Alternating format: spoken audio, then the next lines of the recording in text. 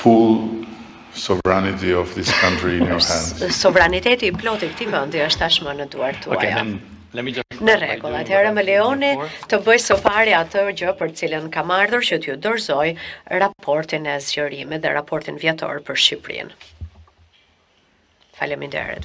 And now he will explain what is inside. Tashmë do të na shpjegoni se çfarë mund të gjejmë në këtë raport. Pikërisht atë do të bëjmë. Atëherë më lejoni që së pari të them që dje Komisioni Evropian miratoi paketën e zgjerimit për vitin 2025, e cila përfshin edhe raportin vjetor për Shqipërinë, dhe kjo ishte paketa e parë e Komisionit të ri. Sapo I dorëzova raportin kryeministrit të Shqipërisë, më vonë sot unë do të takohem me ministrin për Europën dhe punën të jashtme për të diskutuar raportin, ndërsa më vonë gjatë javës do të zhvilloj takime edhe me përfaqësues të biznesit dhe të organizatave të shoqërisë civile. Sa më parë që të jetë mundur, do t'ja dorëzoj raportin edhe kryetarit të kuvendit dhe do ta paraqes atë tek kryetarët e të gjitha komisioneve parlamentare dhe drejtuesit e grupeve parlamentare. Më pas, pasi të jetë kthyer në Shqipëri presidenti, do t'ja dorëzoj raportin edhe presidentit të Shqipërisë. Raporti I këtij viti publikohet në një moment shumë të rëndësishëm për procesin e integrimit të Shqipërisë në BE. 5 nga 6 grup kapitull negociues tashmë janë hapur dhe po punohet për hapjen e grup kapitullit të fundit. E gjithë kjo është arritur me një shpejtësi të jashtëzakonshme dhe dëshiroj të përgëzoj autoritetet shqiptare për këtë rezultat të shkëlqyer.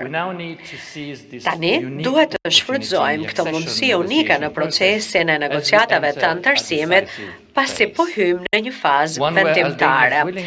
Është një fazë ku në fakt do të testohet vullneti dhe aftësia e Shqipërisë për të parafruar me standardet dhe legjislacionin e BE-s.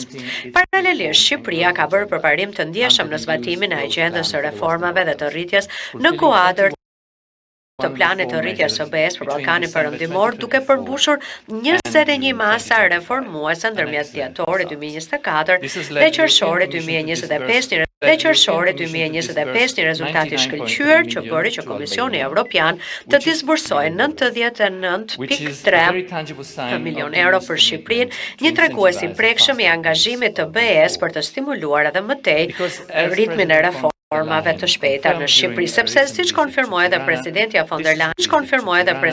von der Leyen gjatë vizitës së saj të fundit në Tiranë, kjo është edhe arsye sepse ne jemi këtu.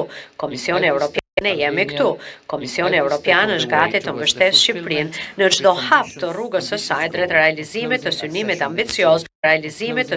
ambicioz për mbylljen e negociatave të antarësimit deri në fund të vitit 2027.